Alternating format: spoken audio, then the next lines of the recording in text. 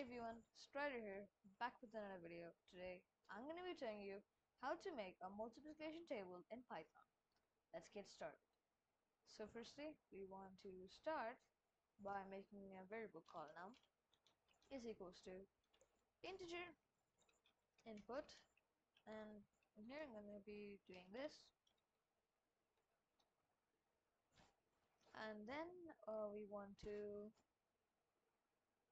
make a for I in range 1 comma 11.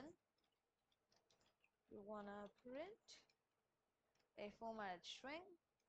In brackets, we keep the variable number x, and then brackets, and then I is equals to, and then in brackets we wanna keep num into I.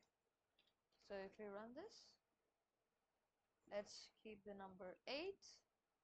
As you can see, 8 times table has been generated. And that's how you make a times table generator in Python. Thank you.